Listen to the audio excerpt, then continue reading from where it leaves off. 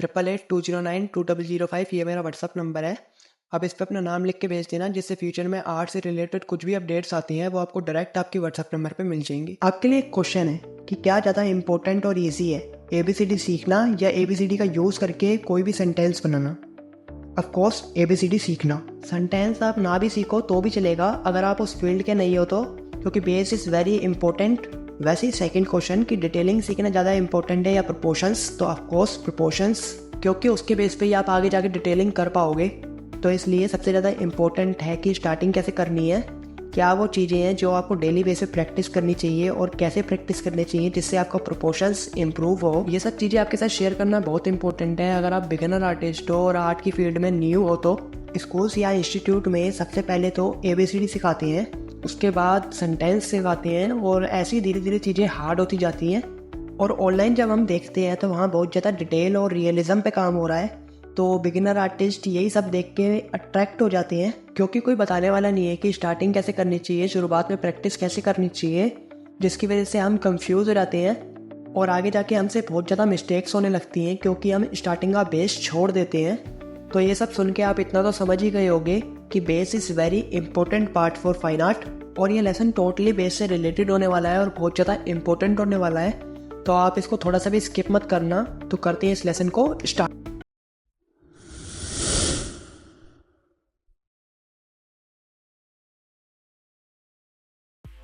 Hello hi.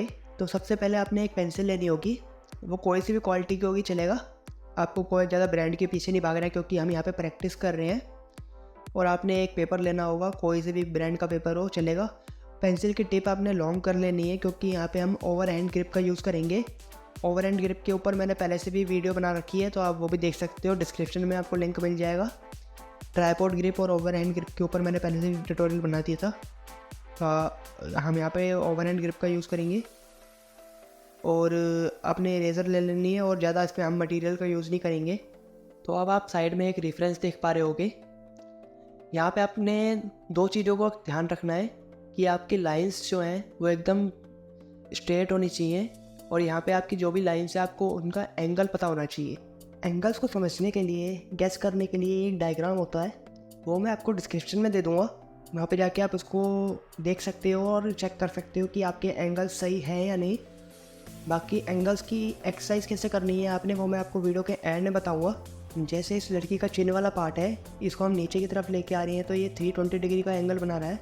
Side में अगर हम ऊपर की तरफ से जो एंगल लेके आ रहे हैं वो 360 या 340 का एंगल्स बना रहा है। तो फिर इस टाइप से आपने ऑल एंगल्स को देखते हैं कि आपका कौन सा पार्ट कौन सा एंगल बना रहा है, जिससे आपको एंगल्स की पूरी नॉलेज हो जाएगी।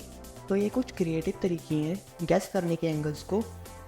बेसिकली हमारा मेन फोकस ये होना चाहिए कि हम जितनी भी लाइंस को खींच रहे हैं वो एकदम स्ट्रेट हों और उसमें कर्व ऐड ना हो और उसका एंगल्स हमें पता हो।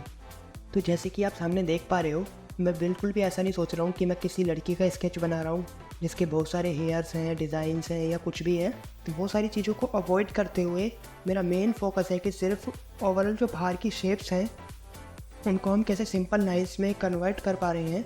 और जैसे ही आप इन एक्सरसाइज की डेली प्रैक्टिस करोगे, अलग अलग रेफरेंस को लोगे और उनको सिंपल तरीके से उनकी जो बाहर की आउटलाइन हो उसको जितना सिंपल कर सकते हो करोगे, तो उससे आपका बेस और प्रोपोर्शन इम्प्रूव होगा। लाइंस को स्ट्रेट रखने पीछे जो कारण है वो यही है कि जो हमारा माइंड है वो कर्व के साइज़ को, उसकी लेंथ को जल्दी समझ नहीं पाता है। स्ट्रेट लाइन को आप जल्दी से गैस कर पाते हो, और आज का जितना भी खेल है वो सारा गैसिंग का है, क्योंकि यहाँ पे हम कोई मेथड को अप्लाई नहीं कर रहे हैं, ना ग्रेड्स को अप्लाई कर रहे हैं। यहाँ पे हम सिर्फ फ्री हैंड लाइन सेगमेंट की हैंड से अपना स्केच बना रहे हैं। यहाँ पे आपने कोई भी टाइम नहीं देना है किसी और मेथड को यूज़ करने में, यहाँ पे सिर्फ आपने प्रैक्टिस करनी है। प्रैक्टिस आपने किस तरीके से करनी है वो मैं आपको बता रहा हूँ। लाइन सेगमेंट में आपने अपने प्रपोर्शन को उतारना है, जो भी आप प्रपोर्शन बना रहे हो उसको अपने लाइन सेगमेंट में उतारना है और उसको धीरे धीरे डिटेल की तरफ जाना है। ऐसे नहीं जाना है कि आपने एक स्केच बना दिया तो उसमें डिटेल में लग गए, ऐसा आपने कुछ नहीं करना। आपने सिर्फ ओवरऑल में जितना बना रहा हूँ अभी, आपने सिर्फ इतना बनाना है और इतने में आपने रोक देना है, फिर आपने नेक्स्ट स्केच स्टार्ट कर देना है। और यहाँ पे आपको बहुत सारे बेनिफिट्स भी देखने को मिल जाएंगे। जैसे आप इस स्केच को बना रहे हो तो इस स्केच को बनाने के बाद आपने इस फ़ोटो रेफरेंस को संभाल के रख लेना है। जब आप धीरे धीरे डिटेल की तरफ जाते हो तो आपने इसी रेफरेंस को उठा के डिटेल करने लग जाना है, लेकिन आपने तुरंत बाद नहीं करना। 1-2 मंथ रोक के जब आप इसकी प्रैक्टिस अच्छे से कर लेते हो तो धीरे धीरे आपने डिटेल की तरफ बढ़ना है। अगर आप एक ही स्केच में अपना सारा टाइम इन्वेस्ट कर दोगे तो वो सही नहीं है, वो प्रैक्टिस नहीं होगी आपकी एक तरीके से, वो तो कॉपी करना हो जाएगा। उसके बाद आपको उसी स्केच को बनाने में फिर से आपको उतना ही टाइम लगेगा। लेकिन अगर आप ये प्रैक्टिस करते हो और रोज़ की प्रैक्टिस करते हो, आप प्रैक्टिस में टाइम इन्वेस्ट करते हो, तो इसमें आपका क्या होगा कि आपके जब कमीशन ऑर्डर्स आने लग जाएंगे तो उसमें आपका टाइम बचेगा। और आजकल के बिगिनर आर्टिस्ट करते क्या हैं, थोड़ा ध्यान से सुनना, शायद वो गलती आप भी करते होगे। वो कोई सा भी रेफरेंस उठा लेंगे और उसको करना स्टार्ट कर देंगे। उसका उनको प्राइज़ ही नहीं मिलता क्योंकि वो खुद से रेफरेंस उठाते हैं और उसी इमेज को बनाने में वो अपना टाइम वेस्ट कर देते हैं 4 से 5 दिन। और उनके पास आता क्या है, सिर्फ एक डिटेल आर्ट वर्क और एक वीडियो जो वो सोशल मीडिया प्लेटफॉर्म पे पोस्ट कर देते हैं, जिससे उसको लगता है कि उनके पास ऑर्डर्स आने लग जाएंगे। लेकिन ऐसा कुछ भी नहीं होता। अगर आप भी ऐसे ही सोचते हो तो आप एकदम रॉन्ग हो। अगर आपको भी ऑर्डर्स चाहिए तो आपको उसके लिए अपनी स्किल्स पे ध्यान देना होगा, ना कि किसी कॉपी आर्ट वर्क पे, क्योंकि ये टाइम वेस्ट है गाइस, इसमें कुछ भी नहीं रखा। अगर आप अपनी स्किल्स पे ध्यान देते हो, वही टाइम इन्वेस्ट करके आप कुछ भी वीडियोस पोस्ट मत करो। अभी आप सिर्फ सीखो। जब आप सीख जाते हो तब आप अपना किसी भी सोशल मीडिया पे आप पोस्ट करते हो तो आपकी वीडियोस पे ज़्यादा अट्रैक्शन बनेगा किसी भी पर्सन का, उस पर्सन के मुकाबले जो बिना कुछ सीखे आर्ट वर्क पोस्ट कर रहा है।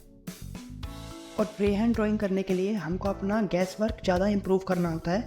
गैस वर्क जितना अच्छा होगा, हम जितने अच्छे से गैस वर्क कर पाएंगे, उतने अच्छे से हम लाइंस की लेंथ और ब्रेथ को समझ पाएंगे। उससे हमारी ड्राइंग इम्प्रूव होगी और हमारा तरीका थोड़ा चेंज होगा।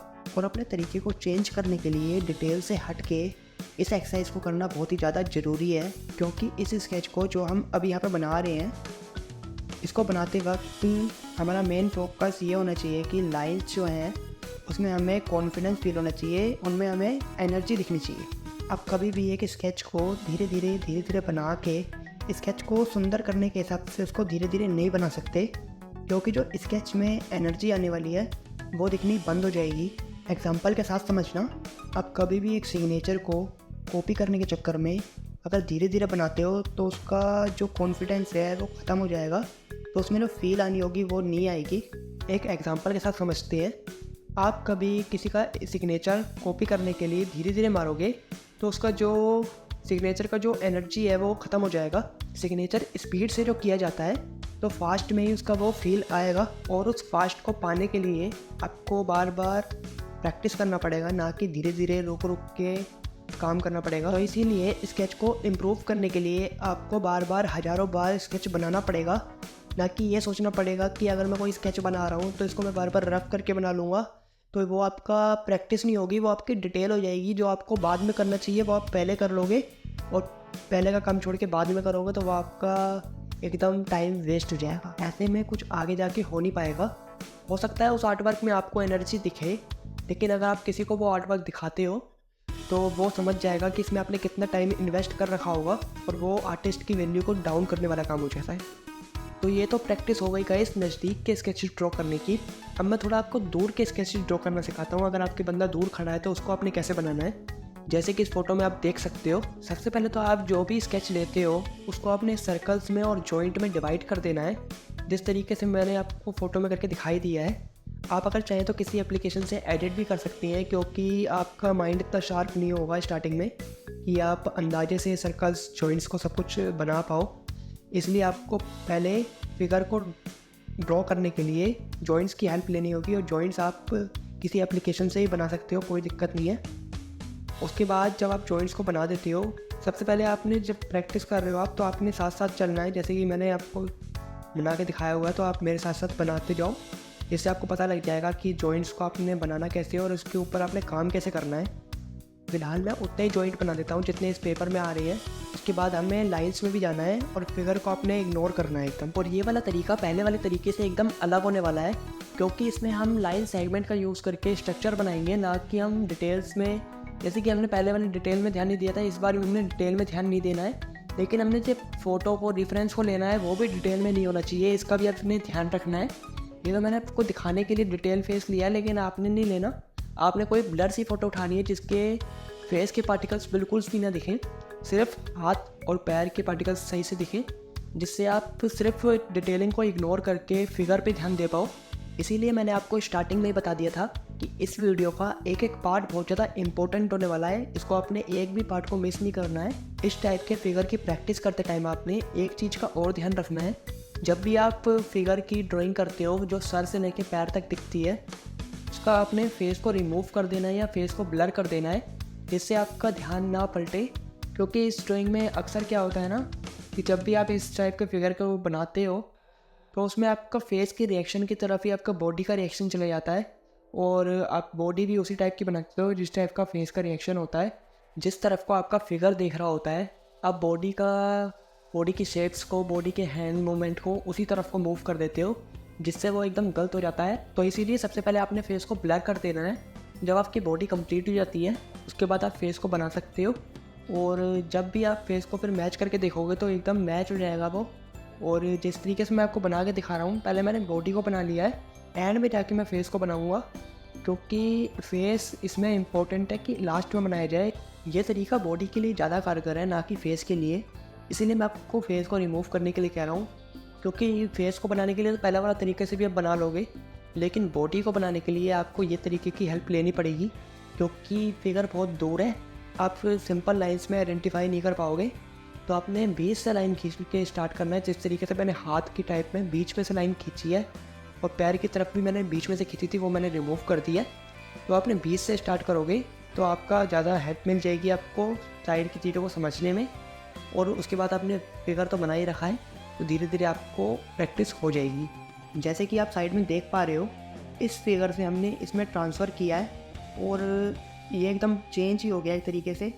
इसमें आप डिटेलिंग में नहीं जाना, आपने यहाँ पे जाकर रुक जाना है। आपने ये नहीं है कि आप कपड़े बनाने लग जाओ या कुछ और, यहाँ पे आपने रुकना है। जब आप इस जैसे फिगर्स की एक मंथ तक प्रैक्टिस कर लेते हो, तब उसके बाद आपने धीरे धीरे डिटेल्स में भी जाना है। तो ये वाला फिगर तो आपको अब तक समझ में आ गया होगा। यह इतना डिफ़िकल्ट नहीं है जितना डिफ़िकल्ट पहले वाला फिगर था। इसमें सिर्फ आपको लाइंस की प्रैक्टिस करनी है, लाइंस को वैसे ही सेम टू सेम आपने कॉपी करना है। अब मैं आपको एक इम्पोर्टेंट फिगर बताता हूँ जो आपको हमेशा प्रॉब्लम होगी इसको बनाने में, इसलिए मैंने सोचा कि इसी वीडियो में इसको क्लियर कर देते हैं। यहाँ पे आपने साइड से सबसे पहले, जब भी आप किसी भी पर्सन का, बहुत सारे ग्रुप मेंबर्स का पोर्ट्रेट बनाते हो या स्केच करते हो, प्रैक्टिस करते हो, तो आपको ये दिक्कत ज़रूर होगी कि आप जब भी प्रैक्टिस कर रहे हो तो बहुत सारे लोग जैसे एक साथ खड़े हुए हैं, तो आपका ध्यान डिटेल्स में जाएगा ही जाएगा। तो उसको आपने इग्नोर करने के लिए आपने क्या करना होगा ये मैं आपको बता देता हूँ। यहाँ पे मैंने कोई भी एडिट नहीं करी है, कोई से भी लाइंस को लिया नहीं है एक्स्ट्रा। आपने सिर्फ बॉक्सेस में डिवाइड करना है। जैसे कि बहुत सारे हाथ आ रखे हैं इस वाले स्केचेस में, यहाँ पे एक साथ हाथ हैं, तो वहाँ पे आपने क्या करना है, बॉक्स में डिवाइड कर देना है उस चीज़ को, और जल्दी जल्दी आपने सिर्फ उसके फिगर्स को देखना है, उसके रिएक्शंस को देखना है कि उसके रिएक्शंस किस तरफ को देख रहे हैं। और नोज़ वाली साइड से आपने, जब भी किसी का फिगर बनाते हो आप, तो नोज़ की जो साइड होती है वहाँ से आपने बीच का पोर्शन लेना है, और आईब्रो के ऊपर वाला पार्ट होता है उससे आपने लाइंस को डिवाइड करना है, क्योंकि आइज़ के रिएक्शंस को देखने के लिए आपको ये चीज़ करनी पड़ेगी। और जब तक आप ये नहीं करते हो तो ये पता नहीं लगेगा कि वो फिगर देख कर आए। इस वाले जो ये पहले वाला तरीका है जो मैंने आपको पहले बताया था, इसमें भी वही वाला तरीका है, लेकिन ये थोड़ा सा ज़्यादा डिफ़िकल्ट है, इसलिए मैं आपको इसी वीडियो में क्लियर कर रहा हूँ ये तरीका भी, क्योंकि फिर बाद में मैं इस तरीके से कोई वीडियो नहीं बनाऊँगा। ये डिटेल में वीडियो है, तो इसमें ही आपने सब कुछ क्लियर करना होगा। इसी तरीके से आपने प्रैक्टिस भी करनी होगी एक्स्ट्रा। ये तो आप साथ साथ करो प्रैक्टिस, लेकिन बाद में भी आपको ये प्रैक्टिस करनी पड़ेगी। अब मैं आपको प्रैक्टिस बता देता हूँ जिससे आप ऑल टाइप के एंगल्स की प्रैक्टिस कर सकते हो। पहले आपने ये डायग्राम बना देना है। यहाँ पे आपने एंगल्स की प्रैक्टिस कैसे करनी है ये आप जान लो, क्योंकि इसमें आप लॉन्ग से लेके शॉर्ट लाइन तक की प्रैक्टिस कर पाओगे इस टाइप के डायग्राम बनाने के बाद, वो भी ऑल एंगल्स की तरफ। तो ये डायग्राम आप याद कर लो या खुद एक बार बना के प्रैक्टिस कर लो जिससे आपको याद रहे। और इसकी आपने प्रैक्टिस रोज़ करनी है। 30 मिनट्स में ये प्रैक्टिस ख़त्म हो जाएगी। 30 से 15 मिनट के अंदर भी कर सकते हो अगर आप फास्ट हो तो। आपने ऑल डायरेक्शन की तरफ लाइंस की प्रैक्टिस करनी है फर्स्ट वाले सर्कल के अंदर, ना कि बाहर निकलना है उससे, फर्स्ट वाले सर्कल के अंदर करनी है। ये शॉर्ट लाइन की प्रैक्टिस है। इससे अगली वाली जो प्रैक्टिस है वो लॉन्ग लाइन की है, वो इस सर्कल के बाहर से होगी। जैसे कि मैं आपको करके दिखा रहा हूँ। ये शॉर्ट लाइन की प्रैक्टिस है। ये छोटी है, अगर आप चाहो तो इसको सर्कल को, बीच वाले सर्कल को और छोटा रख सकते हो। बाकी मेरे लिए इतना सही है तो मैंने इतना ही रखा है। इसके बाद जब आप ऐसे ऐसे धीरे धीरे करके प्रैक्टिस कर सकते हो, इससे आपकी ऑल एंगल्स क्लियर हो जाएंगी और आपकी शेडिंग भी इम्प्रूव होगी और आपके ऑल एंगल्स भी इम्प्रूव होंगे। और इसके अंदर ही आप कर्व की प्रैक्टिस करोगे, वो भी मैं आपको बताऊंगा धीरे धीरे।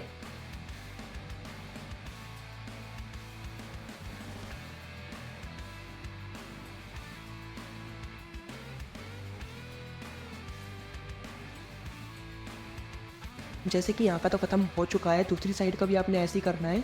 अब मैं आपको लॉन्ग लाइन की प्रैक्टिस बता देता हूँ। ये आप बीच में से भी कर सकते हो और साइड वाले पार्ट से भी कर सकते हो। ये लॉन्ग लाइन की प्रैक्टिस है और इसमें आपकी थोड़ी सी लेंथ जो लाइन्स होती है हाथ की, पैर की, ये क्लियर हो जाएंगी। तो इसकी भी आपने प्रैक्टिस करनी है।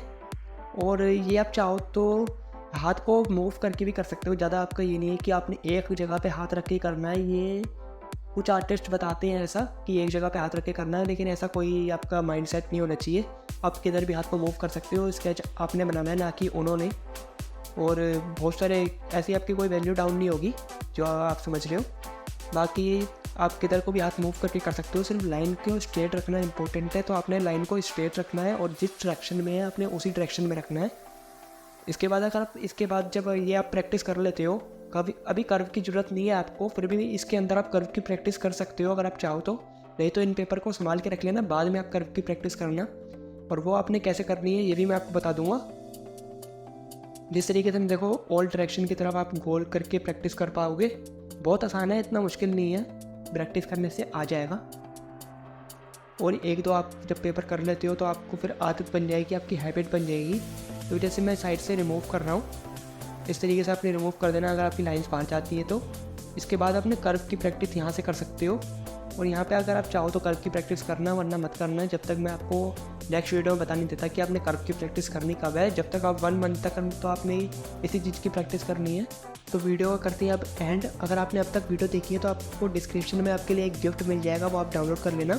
अगर आपको वीडियो पसंद आई तो वीडियो को लाइक करके चैनल को सब्सक्राइब कर देना और बेल आइकन को भी प्रेस कर देना, जिससे मेरी आने वाली वीडियोस आप तक पहुंचती रहे। मिलते हैं नेक्स्ट वीडियो में गाइस, जब तक के लिए take care, bye bye, tata, see you.